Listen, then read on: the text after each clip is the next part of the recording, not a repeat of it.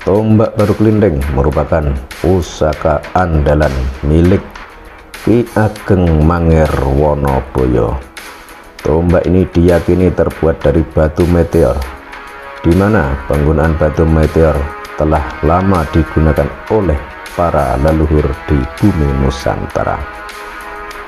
Di antara para empu dalam membuat pusaka berupa senjata tajam seperti keris, tombak, pedang, dan senjata lainnya, mereka menggunakan batu meteor sebagai campurannya.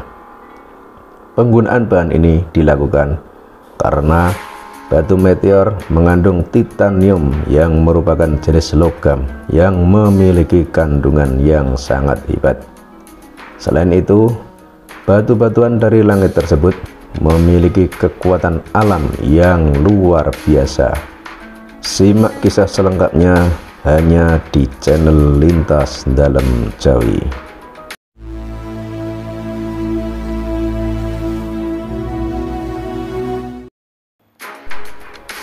Tombak Baru Klinding adalah tombak pusaka yang sangat fenomenal. Tombak ini terkenal karena kesaktiannya yang sangat dahsyat. Bahkan konon hanya dengan diarahkan saja tanpa menyentuh tubuh musuh, maka tubuh musuh itu akan hangus terbakar. Tombak Kyai Baru Klinding adalah pusaka andalan milik Ki Ageng Mangir Wonoboyo yang merupakan keturunan kelima dari Prabu Brawijaya Raja Majapahit. Karena memiliki pusaka yang hebat tersebut, Ki Ageng Mangir menyatakan dirinya sebagai pewaris tahta yang akan memerintah tanah Jawa dan sekitarnya. Padahal di saat yang bersamaan, pemerintahan yang sah sudah dipegang oleh Panembahan Senopati yang memerintah Kerajaan Mataram Islam. Karena begitu ampuhnya kekuatan tombak Kyai Baru Klinding, maka Ki Jurumertani atau Patih Mandaraka yang merupakan penasihat Kerajaan Mataram mewanti-wanti agar Panembahan Senopati jangan sampai berani beradu kekuatan atau bertarung melawan Ki Ageng Mangir. Alasannya karena kesaktian tombak Kyai Baru Klinding yang sangat dahsyat dan juga kesaktian Ki Ageng Mangir yang pilih tanding. Aroma makar yang dilakukan Ki Ageng Mangir Wonoboyo sudah tercium, karena sudah 3 tahun lamanya Ki Ageng Mangir tidak pernah membayar pajak atau upeti pada Kerajaan Mataram. Pada zaman kerajaan, jika ada daerah yang masih dalam wilayah kekuasaan suatu kerajaan tidak mau menyetorkan upeti atau pajak, maka akan disebut sebagai pemberontak. Apalagi ketika itu Ki Ageng Mangir menghimpun kekuatan militer dengan merekrut para pemuda dari seluruh penjuru Kemangiran, Pajang, bahkan sampai Madiun. Ki Ageng Mangir mendidik para pemuda dengan latihan militer untuk pembentukan militansi agar mereka berani mati demi kejayaan negara.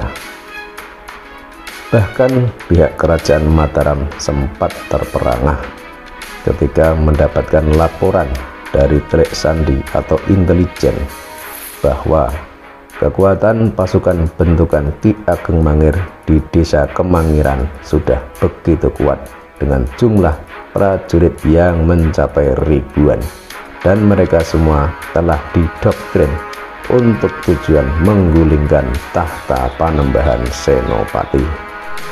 Namun meski kekuatan prajurit Mangir hampir menyamai kekuatan tentara Kerajaan Mataram yang baru saja berdiri itu, bahkan sempat membuat cemas para nayaka praja dan penasihat militer Kerajaan Mataram, tapi Ki Ageng Mangir tidak memiliki penasihat militer sehandal Kerajaan Mataram, yakni Ki Jurumertani. Menghadapi persoalan ini, Panembahan Senopati segera mengumpulkan segenap bawahannya dan para punggawa kerajaan Mataram untuk bermusyawarah mencari siasat untuk menaklukkan daerah Mangir yang dipimpin oleh Ki Ageng Mangir Wonoboyo yang sangat terkenal sakti mandraguna dan memiliki tombak bernama Kyai Baru Klinteng. Panembahan Senopati berkeinginan menguasai wilayah Mataram dan sekitarnya, namun belum berhasil karena ada beberapa penguasa wilayah yang tidak mau tunduk. Salah satunya adalah Ki Ageng Mangir Wonoboyo yang berkuasa di daerah Mangiran. Selama memimpin daerah Mangir, Ki Ageng Mangir Wonoboyo merasa berhak untuk tidak tunduk kepada Mataram karena mereka menempati daerah perdikan. Kesaktian Ki Ageng Mangir sangat terkenal dengan senjata tombaknya yang bernama Kyai Baru Klinteng. Rencana yang diusulkan oleh Ki Jurumertani adalah dengan menggunakan siasat apus karma atau tipu daya halus. Ki Ageng Mangir terkenal sangat menyukai pertunjukan tarian ledek, sehingga diusulkan agar Putri Pembayun, anak dari Panembahan Senopati, diutus ke Mangir dengan menyamar sebagai seorang penari.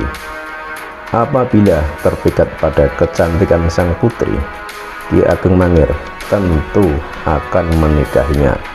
Dengan begitu, penguasa Mangir itu sudah pasti menjadi menantu Baginda dan niscaya akan menghadap dan menghormati Mataram.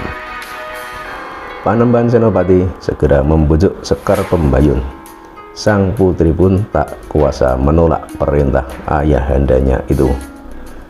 Sebelum berangkat ke Mangir, Panembahan Senopati membentuk kelompok musik ledek yang terdiri dari para punggawa terkemuka Mataram.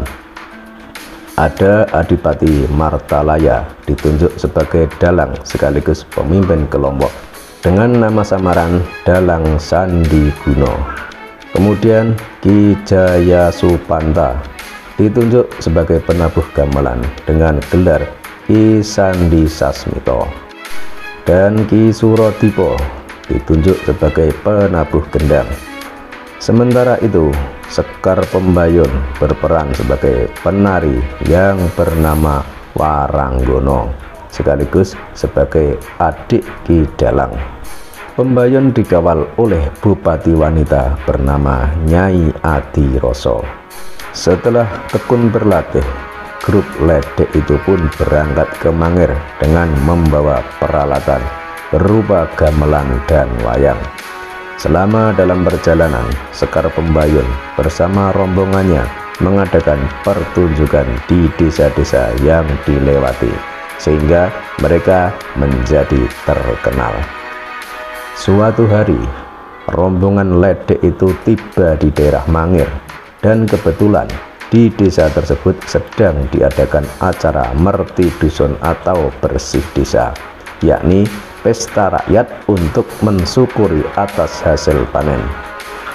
Melihat kedatangan grup ledek itu, Ki Ageng Mangir Wonoboyo segera menyambutnya dengan sukacita. Ia kemudian meminta kepada sang dalang Sandi Guno untuk menggelar pertunjukan ledek di halaman rumahnya. Ki Ageng Mangir terlihat gembira menyaksikan tarian, apalagi melihat gerak-gerik Sekar Pembayun yang lemah lembut dan suaranya merdu, sebab selama ini belum ada seorang wanita pun yang berhasil memikat hatinya.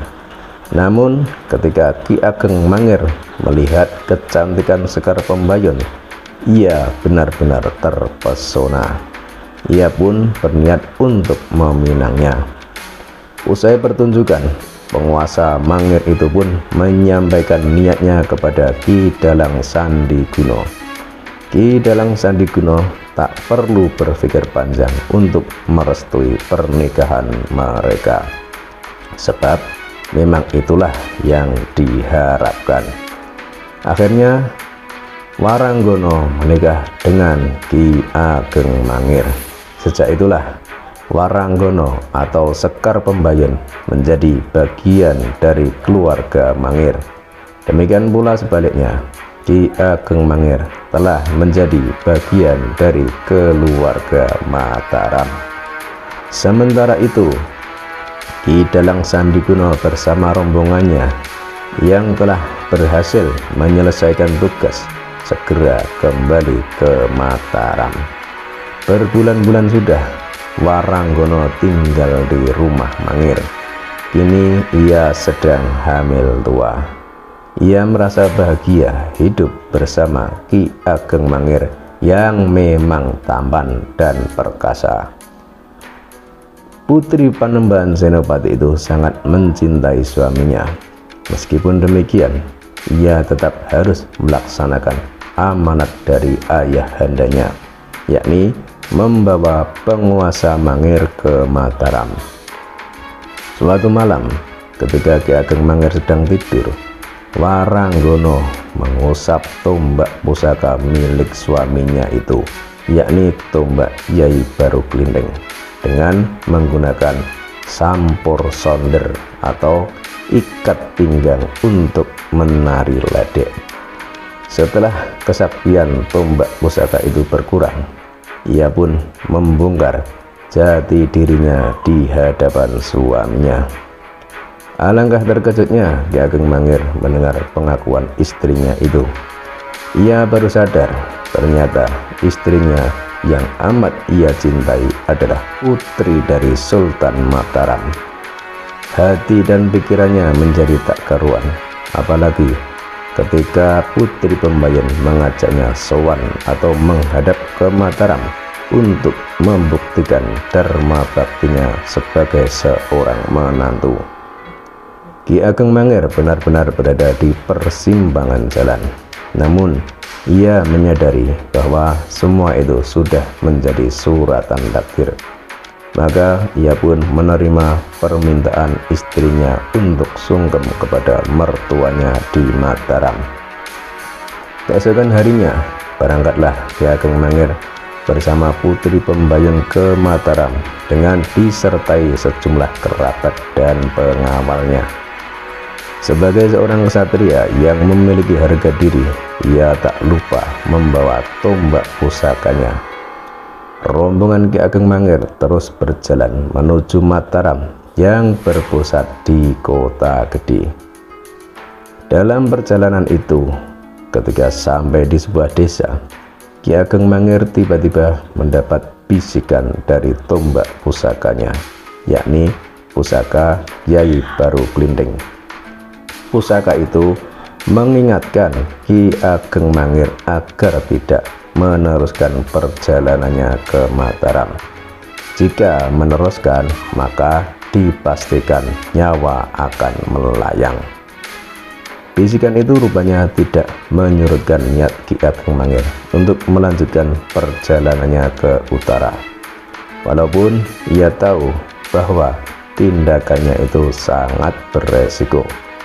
Sebelum meninggalkan desa tersebut, ia pun menamakan daerah itu Palbabang, yakni berasal dari kata pal atau ngepal. Setelah perjalanan beberapa lama, rombongan itu sampai di suatu desa. Mereka berhenti sejenak untuk beristirahat. Ki Ageng Mangir tiba-tiba teringat pada pesan tombak pusakanya. Ia pun sadar bahwa Panembahan Senopati adalah musuhnya, tetapi ia merasa bahwa dirinya adalah menantu yang harus berbakti kepada mertuanya, walaupun hatinya ngemban mentul atau bimbang. Konon tempat beristirahat Ki Ageng Mangir itu kemudian dinamakan Bantul, yaitu diambil dari suasana hati yang bimbang atau ngemban mentul. Rombongan itu kemudian meneruskan perjalanan menuju Mataram. Setibanya di Mataram, Ki Ageng Mangir disambut oleh kerabat keraton dengan upacara penyambutan yang disebut ngunduh mantu. Rupanya upacara itu sudah diatur untuk menjebak Ki Ageng Mangir. Di depan keraton terdapat sebuah bangsal tarup yang dijaga oleh Ki Jurumertani. Ketika Ki Ageng melewati tarup itu, Ki Jurumertani menghentikannya dan mengatakan bahwa tidak sopan jika seorang menantu membawa senjata saat sungkem kepada ayah mertuanya. Sebagai menantu yang baik, Ki Ageng Mangir melepas semua senjata yang dibawanya, termasuk senjata tombak Kyai Baru Glinding. Kemudian ia bersama istrinya segera sungkem pada Panembahan Senopati. Sambutan Panembahan Senopati yang begitu ramah dan penuh kasih sayang membuat Ki Ageng Mangir sedikit terlena. Di hadapan mertuanya, ia duduk bersimpuh dan bersembah sebagai tanda penghormatan. Nah, ketika kepala Ki Ageng Mangir hampir menyentuh lantai ketika bersimpuh, tiba-tiba Panembahan Senopati langsung meraih kepala Ki Ageng Mangir itu dan membenturkannya ke kursi singgasana yang disebut Watu Gilang. Ki Ageng Mangir pun tewas seketika. Itulah sedikit kisah tentang tombak Kyai Baru Glinding dan Ki Ageng Mangir Wonoboyo yang terkenal sakti mandraguna, linuwih tanpa tanding, tapi akhirnya takluk dan tidak berdaya oleh bujuk rayu Dewi Pembayun. Dia merupakan korban bujuk rayu dan pengkhianatan seorang wanita. Menurut cerita, jasad Ki Ageng Mangir dibelah menjadi dua, yang setengahnya dimakamkan di dalam komplek pemakaman raja-raja dan setengahnya lagi disemayamkan di luar komplek pemakaman itu. Hal itu merupakan perlakuan Raja Mataram Panembahan Senopati yang masih mengakui Ki Ageng Mangir sebagai menantunya yang juga sekaligus sebagai musuh besarnya. Cukup sekian kisah hari ini dan salam Nusantara.